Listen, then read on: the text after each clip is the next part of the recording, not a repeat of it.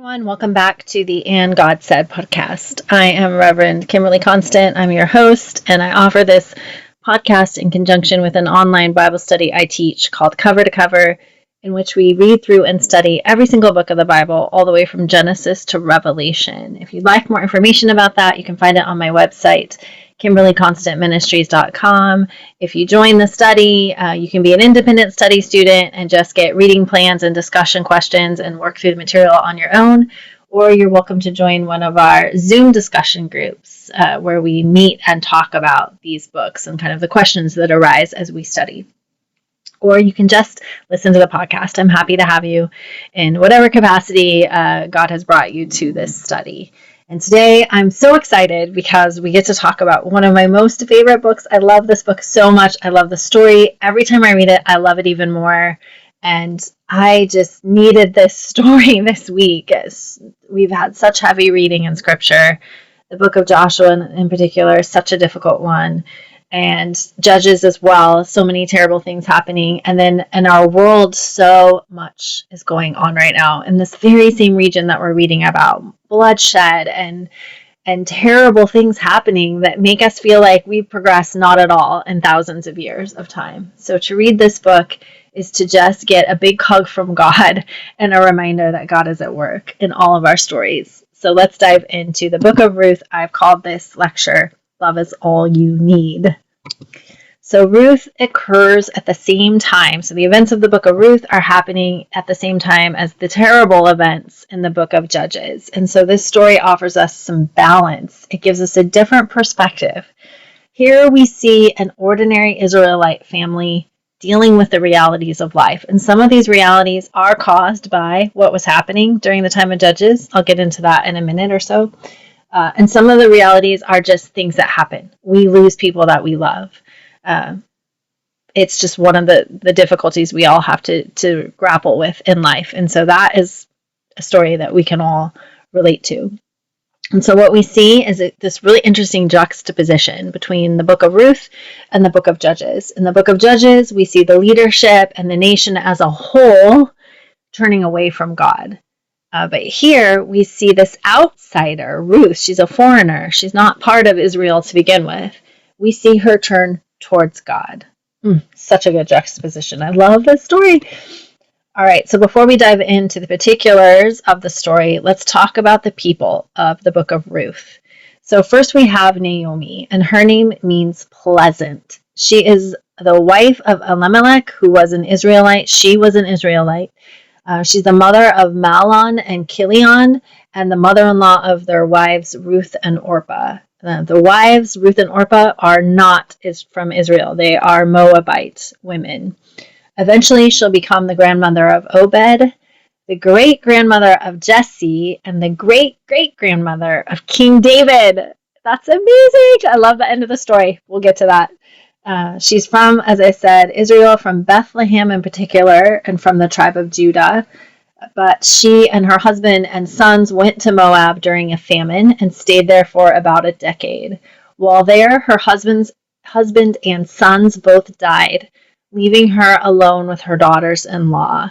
This was a very desperate situation. I've said this so many times, but women just did not have much agency in this day and time.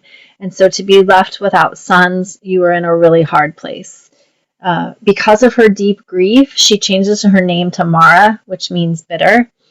And although the book is named after Ruth, the story begins and ends with the mention of Naomi. So this is her story too. And it is a story of grief and loss and eventually redemption. Then we have Ruth. Her name means compassionate friend. And she was Naomi's daughter-in-law. Eventually, she'll become wife of Boaz, mother of Obed, grandmother of Jesse, and great-grandmother of King David. She's a Moabite, as I said, but she became a follower of God, and she demonstrates this as well as great loyalty to Naomi. In this beautiful verse, Ruth chapter 1, verse 17, she says to Naomi, her mother-in-law, "Where you go, I will go, and where you stay, I will stay. Your people will be my people, and your God my God. Where you die, I will die, and there I will be buried. May the Lord deal with me, be it ever so severely, if even death separates you and me. So beautiful. And then we also have Boaz. His name means swiftness, and he is from the tribe of Judah. So he's an Israelite, a relative in some connectional way to this family of Naomi. He's the son of Saint Salmon and Rahab. You might not know that until you get to the New Testament, is where we'll find the clue that tells us that. So you probably didn't know that reading this story. But Rahab, the very same Rahab from Joshua, the one that hid the spies and professed her faith in God, and who her and her family and everyone she brought into her house were spared at the destruction of Canaan, that Rahab married Salmon and gave birth to Boaz. Oh, the story is so good already, isn't it? Like, yes, it's so good. Okay, so that's his mom. Eventually, he becomes Ruth's husband, the father of Obed, grandfather of Jesse, and great-grandfather of King David. He is a wealthy landowner who appeared to be unmarried. There's no mention of a wife or a former wife in the story. And he took on the role of kinsman redeemer. The Hebrew word for that is goel.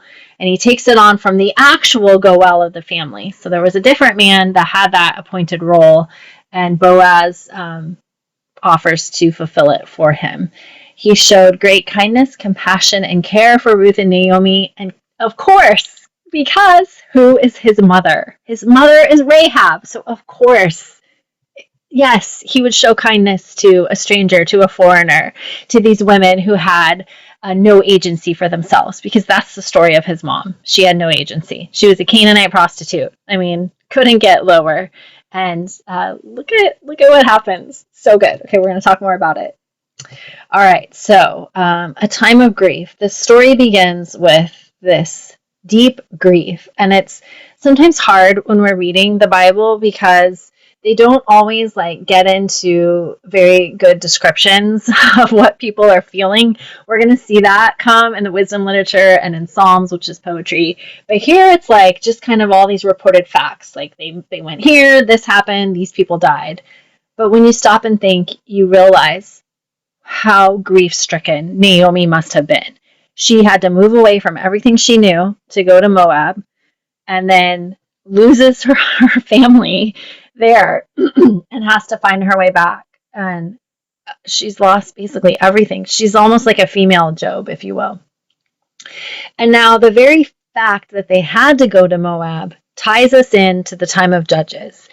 The fact that there's a famine in the land demonstrates how bad things were in that time. Because remember, God promised as part of the covenant terms, if you are faithful, if you maintain your covenant with me, the land will be fruitful for you. You will be able to live off the land and there will be no issues.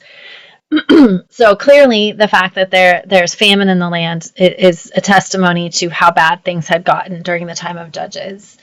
And then some scholars remark on the fact that Amalek took his family to Moab. It didn't have the faith to just stay there and stick it out through the famine, but that they kind of retreated to this wilderness. They went back over the river. They went back to from whence they had come, to this pagan nation, to try to find sustenance for himself. God doesn't call it out, though. So I don't know. This could have just been a practical solution to what was happening. We've seen that already, even in Genesis, in Joseph's story, that his family went to Egypt, to a pagan nation, in order to escape a plague. We're going to see Jesus as a young child have to go to Egypt with his family in order to escape the wrath of the murderous Herod. So I don't know that it's bad or not that they went to Moab. But whatever the case, God uses it in this story. So the matter-of-fact nature, as I said, of the description of their loss belies the depth of their grief. So just stop and think about it for a second. Having to go to this foreign land, you're there for 10 years, and then your husband and your sons die. Ruth's husband dies. It's devastating. Gut-wrenching. These women have lost everything, including the ability to provide food and shelter for themselves. She is so far from home, Naomi, and everything has been taken away. And so the women journey back to Bethlehem. Now, the name of that city, Bethlehem, which you've probably heard if you know the Christmas story, means house of bread. And so, of course, just interesting that that's where they're going to find provision and protection. But also they go back because Naomi hears that the famine is, ceased, that God has provided for the people once more. And so she journeys back to Bethlehem. So, presumably, perhaps this is one of the times of peace after a judge had been raised up. So Orpah stays behind. So we see this interchange where at first the two daughters-in-law go with her, and she says, "No, you guys got to go back to your families, and hopefully you'll find, new husbands and be able to make a life for yourself." And Ruth refuses. Ruth says, "Nope, I'm that beautiful verse, where you go, I will go." But Orpah stays behind. And Jewish tradition, now this isn't from the Bible, this is just Jewish tradition over time, kind of the additional story they told, was that Orpah became the mother of 4 sons, including Goliath. And I'm assuming that's the same Goliath that we're going to see in the story of King David. So just kind of an interesting tidbit there. So Naomi's grief was deep, clearly, and she doesn't mince words, does she? She attributes her grief to the Lord. She says, "God has afflicted me." But notice she doesn't curse God or abandon God. This is very similar to what we're going to see in the book of Job. Same kind of thing, where Job is so angry and upset, and he does not hesitate from telling God that. But he never curses God, and neither does Naomi, nor does she abandon God. Notice she goes back to Bethlehem. She seeks God's provision for her. She turns towards God, even in her anger and sorrow. And that's just a very human, authentic reaction, and exactly what we're supposed to do in our grief. It is okay to be mad. It is okay to feel like God has afflicted you. It is okay to cry out, to vent. That's exactly what we're supposed to do. We're supposed to take those things to God. And that's how we turn towards Him. And then God is going to work to bring good out of the situation. So the journey that they make, again, if you're able to pull up this presentation, if you just listen to the podcast, if you go to my website and sign up, you can get the newsletters, and that's where I send out these, so you can look at the maps, because I include maps sometimes. And so here I have a map of the journey. So they had to cross the Jordan River. They had to go through wilderness and desert. This is not an easy journey that they have to make. And these 2 women have to make it by themselves when they head back to Bethlehem. So then they enter this time of provision. So as I said, the situation was desperate for Ruth and Naomi. As widows with no sons, they had no means to provide for themselves. The options were grim. Sell yourself into prostitution, perhaps go serve at the temple if you could get there, and hope for provision that way. I mean, you don't have a lot of options, or hope to remarry. So it's amazing that they find favor with Boaz. Now, according to the law of Leviticus, and this comes from Leviticus 19, verses 9 through 10, God had told them that landowners were supposed to allow poor people to glean behind their harvesters. So as they're gathering grains, as happens, some slip out and fall to the ground, and they were supposed to leave those and allow the poor people to come and pick up the fallen grains. This was God's way of providing for the poor, destitute people in Israel. So note that Ruth, who is a Moabite, knows of this law. She talks about it with Naomi. So certainly somewhere along the way, Naomi taught her the Levitical laws. And it says in Ruth chapter 2, verse 3, as it turned out, Ruth was working in a field belonging to Boaz. Note the "as it turned out." Oh, coincidentally, she goes to work in the fields to glean because she knows the rule is that she's allowed to pick up the fallen grains. And she happens to find her way into the field belonging to Boaz, because back then they wouldn't have had signs saying, "Hey, this is Boaz's part of land and this belongs to someone else." She just went out into the field and looked for people working. And this is evidence of God at work behind the scenes. The "as it turned out," or "as it happened," or "it just so happened," that's all language for God at work behind the scenes. That kind of experience you get when you just get a feeling to do something, or to go somewhere, or to cross the street and talk to a neighbor you haven't talked before, or to take a different route home. You know what it's like. You get those feelings sometimes. And so she just had this feeling, and it's God compelling her to get her to the right place so she can meet Boaz. So in response to Boaz's kindness, Ruth wonders, like, why? Why are you being nice to me? I'm a foreigner. Like, why would you even take the time to notice me or come talk to me at all? Here we go again. Evidence of God at work. Because who is Boaz's mother? Rahab, the former Canaanite prostitute, as I said, who herself professed faith in God, and because of that faith, came to be an Israelite. Of course he's going to notice and care for the foreigner, because that is the story of his mother. Boaz would not exist if someone hadn't cared for his foreign mother. It is in his nature. Rahab raised her son right, and he extends genuine kindness to Ruth, going out of his way to have a conversation with her. And so then the story becomes something more. What starts out as, I think Boaz was just a really nice guy, becomes romance. So Boaz then invites Ruth to share his food. Okay, so now we're really going above and beyond what would have been expected of him. And then he tells his men on the side, like, hey, provide even more for Ruth. Like, make sure that she's looked out for. So clearly there's some kind of attraction developing between them. So here is where, again, picture this story being told around a Hebrew family's campfire at night, and everyone getting so excited. Ooh, Boaz is falling for Ruth. What is she going to do in return? And in fact, he's so generous that Naomi, wise woman that she is, quickly figures it out, like something else is going on here. I think Naomi knows really early on, hey, I think he's into Ruth. Maybe this is God at work. And so she's quite delighted when she finds out that this generous man is none other than someone from her own clan, Boaz. And so clearly this, again, is God at work behind the scenes, because now Naomi knows that not only is this guy providing for them, but perhaps he can become a kinsman redeemer. So then things get serious. Ooh, the intrigue happens at the threshing floor. Okay, so this is where I told you in the setting the scene lecture that it was typical during the threshing harvest season. Men would leave their villages. They would sleep at night next to the pile of grain that they had reaped and threshed. They wouldn't want to leave that just for anyone to take. So they guarded it at night, and often the less faithful entertain themselves with prostitutes or other women. I mean, we can imagine a bunch of men, gross and sweaty after a long day. I'm sure they had all sorts of activities happening.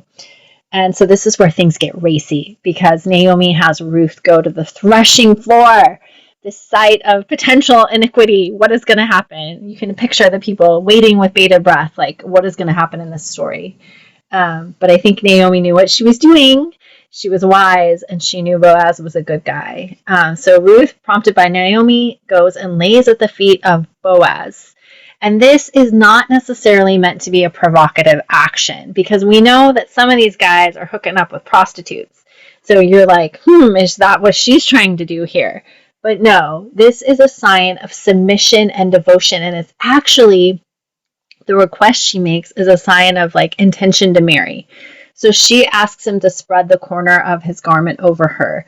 And that was a way in those times of a man claiming a woman as his wife. It signified taking a woman under the man's protection. And so this is almost like a proposal. So again, like, some intrigue, right? Like Ruth's kind of proposing to Boaz, and Boaz is going along with it. So there's just some interesting elements going on for a story that's thousands of years old. So she's not being provocative. She's being submissive and devoted and kind in her response to Boaz. I mean, she could have just been like, dude, you're our kinsman redeemer. Like, it's your responsibility, or, figure out who it is. Like, I need someone to marry me so I can have kids. No, she's like, this is a genuine love story. I see it. And there's a little bit of shyness involved, and thoughtfulness and care. And they're each approaching each other very gently and not just demanding what would have been their right. And so Boaz has the sweetest response. He's so touched and honored that Ruth would choose him. From the way the story is told, it sounds like he's older than Ruth, and so maybe surprised that she would fall in love with him. But this is love, not lust, not taking advantage of the situation. This seems to be love, and so he is respectful towards her.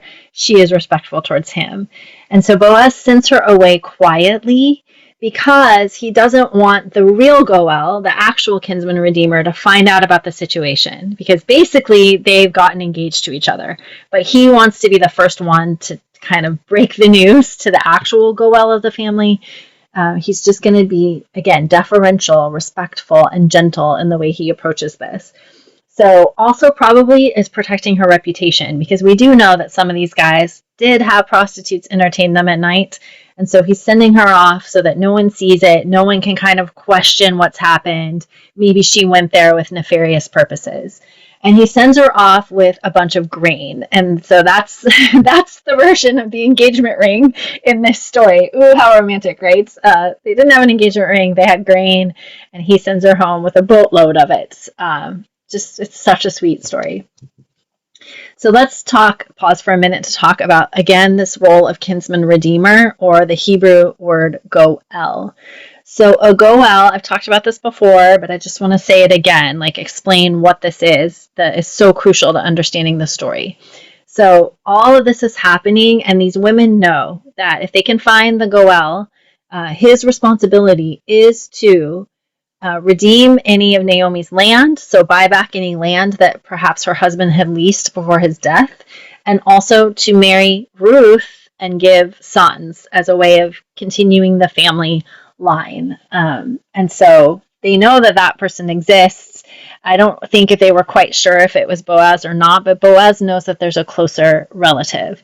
And so he's going to try to be the goel, but he's got to deal with the actual goel first. So what is this goel, or kinsman redeemer?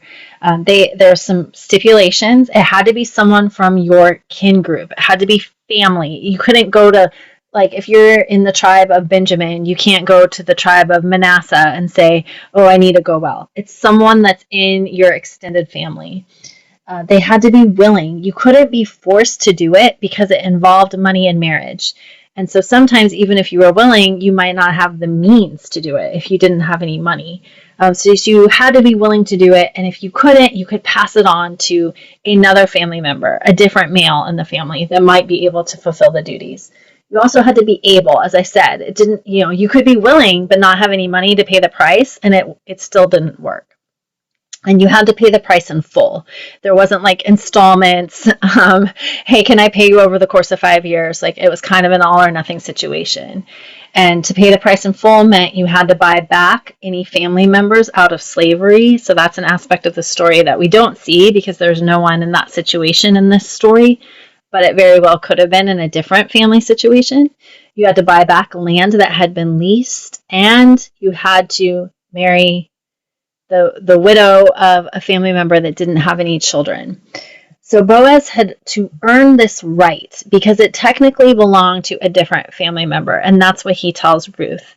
And so Naomi says, okay, hang in there, he's going to figure it out today, because Naomi knows, he's in love with you. He's not going to let this day go by. This isn't going to be, we're waiting around for a year to figure it out. He's going to settle the matter.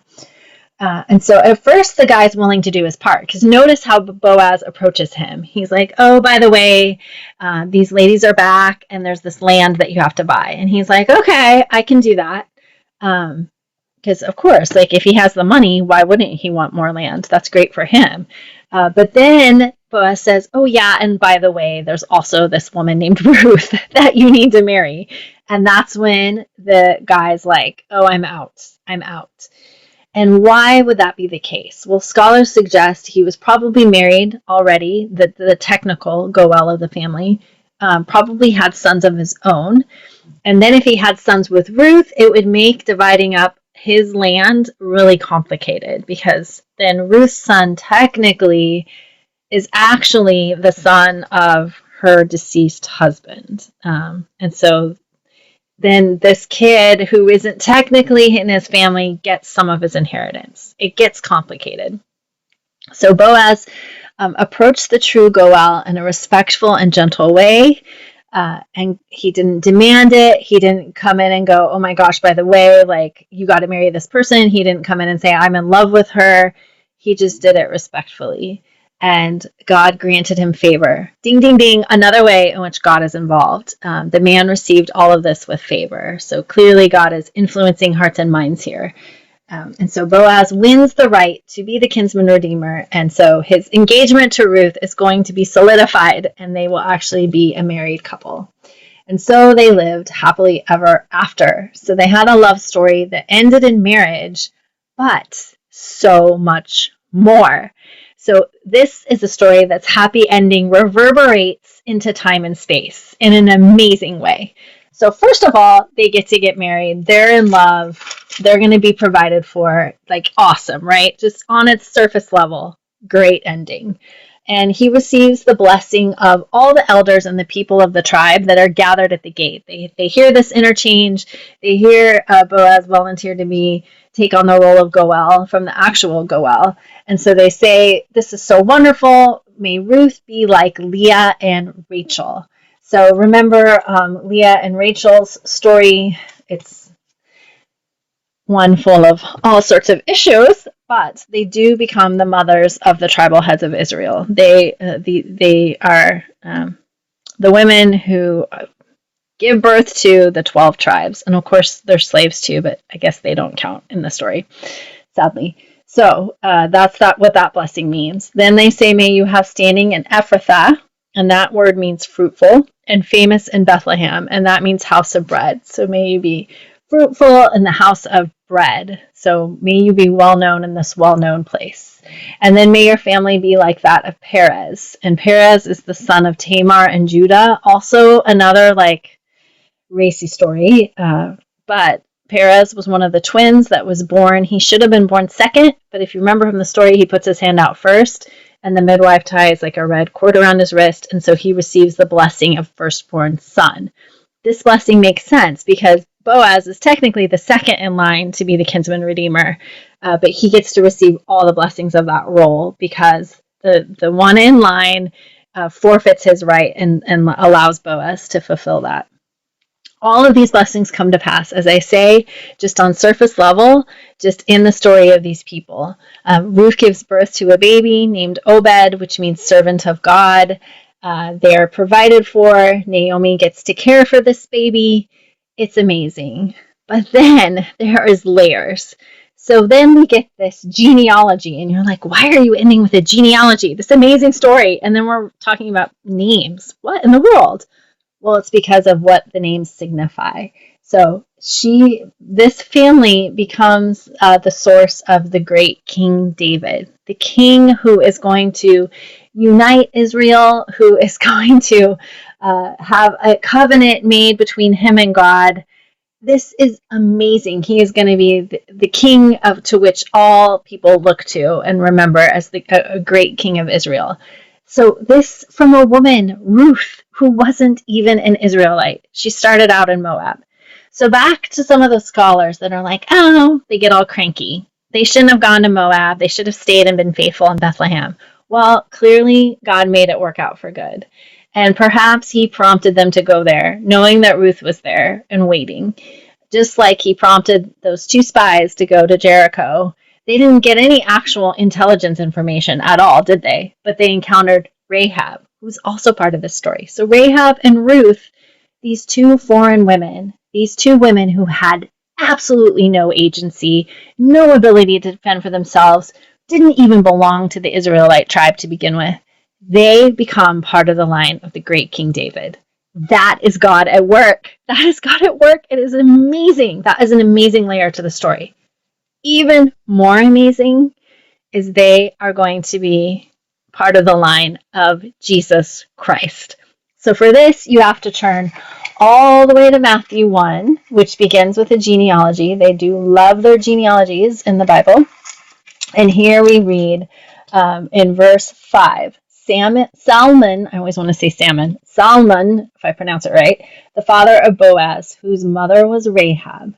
Boaz, the father of Obed, whose mother was Ruth. Obed, the father of Jesse, and Jesse, the father of King David, and on and on and on for 16 more verses until you get to, and Jacob, the father of Joseph, the husband of Mary, Mary, the mother of Jesus, who is called the Messiah. I just get goosebumps from this story. This is something that when they wrote this, when it was included in the Old Testament, they would have had no idea. Uh, Clearly, the writers knew about the link to King David. Perhaps the women lived long enough too to realize that their great grandson was going to become King David. But certainly they did not know about Jesus. They became part of the family line of Jesus. God blessed this family beyond what they could have ever imagined, beyond just the pale of their own lifetime, into layers of history. Jesus comes from their family line. That is amazing. From the line of these women, again, foreigners, marginalized, no agency, people who had no ability to change the trajectory of their lives. And God stepped into the midst. Why?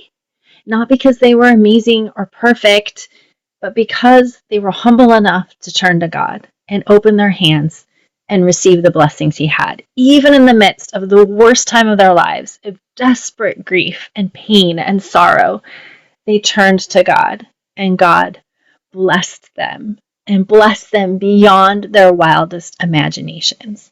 And that is the story of us, my friends.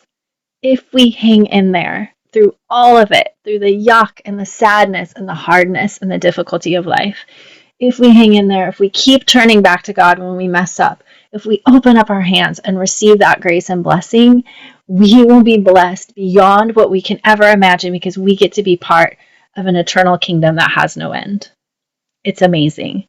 And this story is one that you bookmark it, highlight it, commit it to memory, listen to it, hold it in your heart. Because when you lose faith, and we all will, we will go through those times where it is hard to see God at work, times where we look at things that are happening right now in the Middle East and in our own country, and everything just feels like a mess, and it feels like we're on the precipice of just even more awful things happening.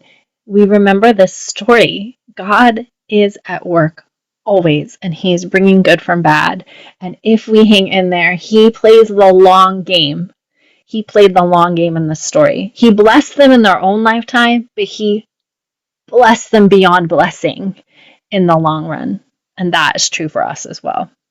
And so the story really ends not with Ruth, but with Naomi.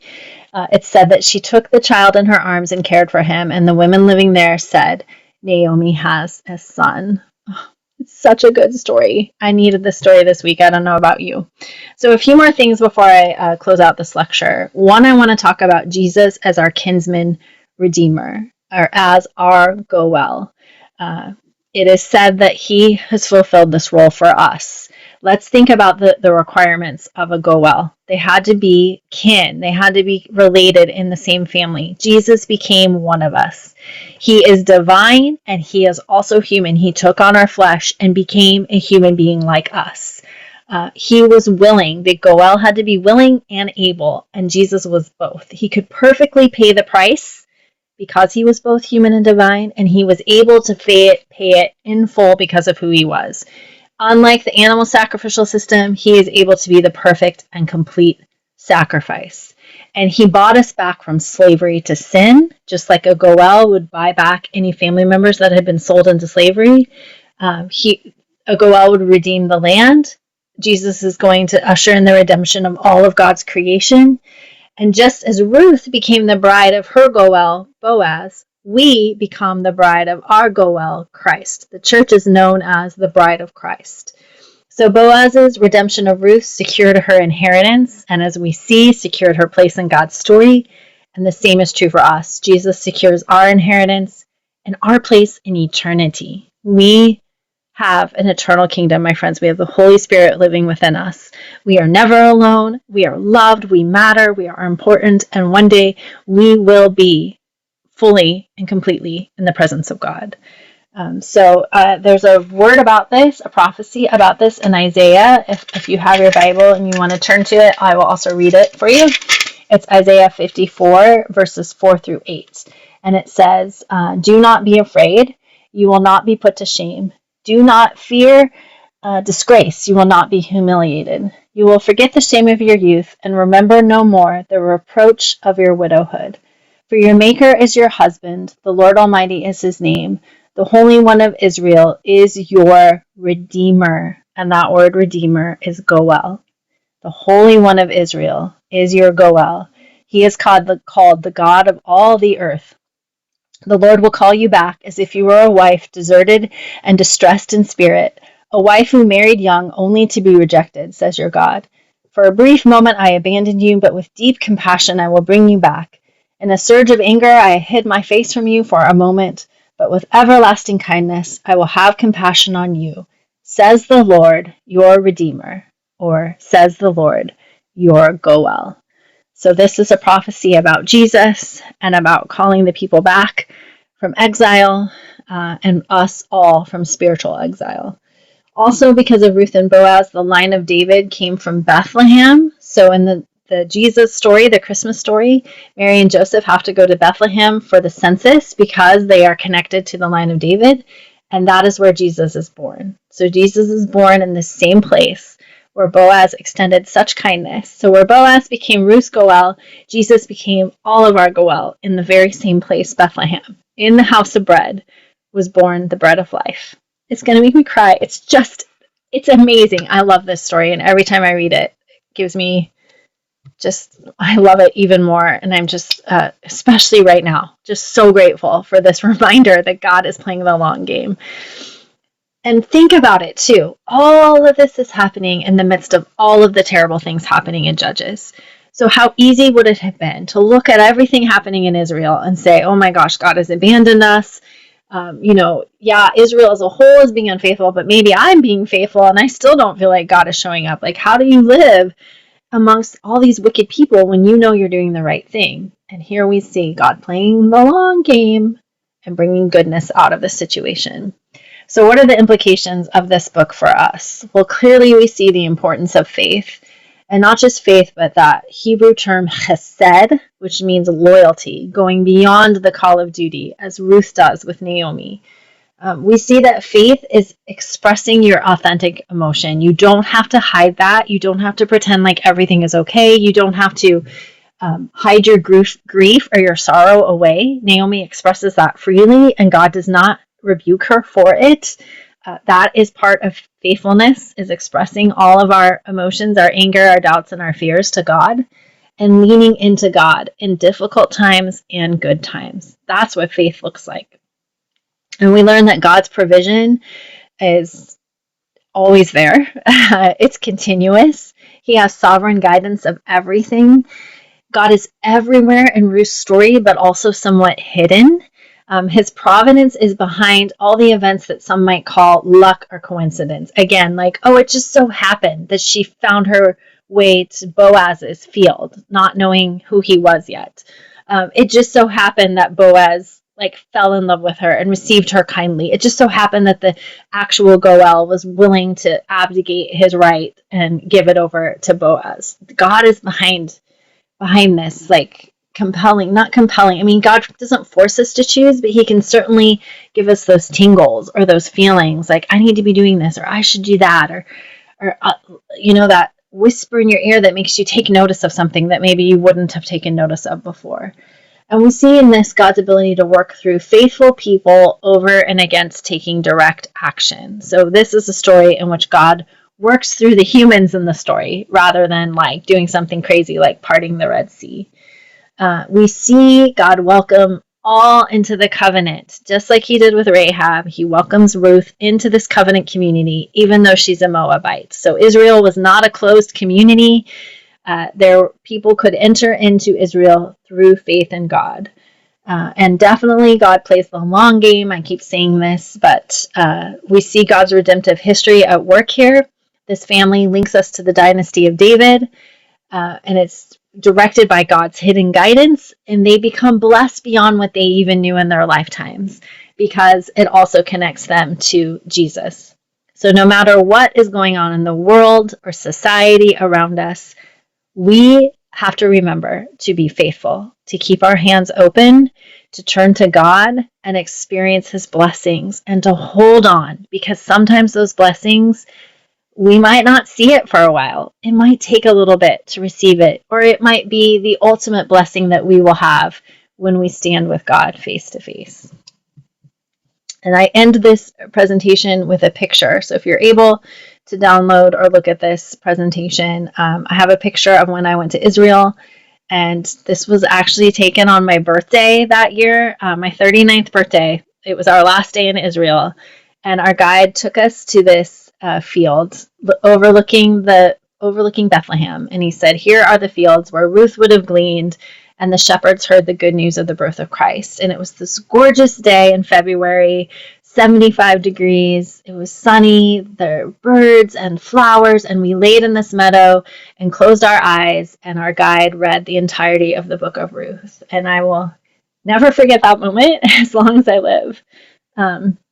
Just the promise in those words, and the love I felt, and the beauty of the land, and hearing these promises and hearing this story in which God blessed these people beyond what they could have ever dreamed of or imagined, and knowing that the same is true for us, and that God is just right there. He is just right there, waiting to give you grace and mercy. He already has. He sent Jesus. It's already there for you, but you have to receive it. We have a part to play, and that's opening up our hands and receiving what God has for us and leaning into it, even despite faith and doubt and struggles and sorrow and grief.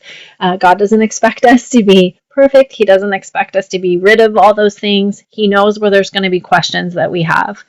It's okay. We still just lean into faith, and the closer you grow to God, and the deeper your relationship becomes, it becomes a place of trust. I don't understand everything, but I trust you in what I don't understand, and I open up my hands, and I let go, and I'm ready for you, God, to fill it up and bring what you will into my life, knowing that in the end, we will experience blessings beyond what we can imagine as well. So that brings us to the end of the book of Ruth. I hope you enjoyed this. If you weren't able to read it, it's short, so go back and read it again. And as I said, this is one to pull out in your own time of struggles and doubts. You're going to have them. It's normal. It is part of life. But here's a reminder that God is at work, even in the worst of times.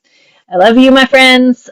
Praying for you always. And thank you so much for just joining me in this study and giving me a purpose here and speaking into the void, just knowing that there's people on the other side.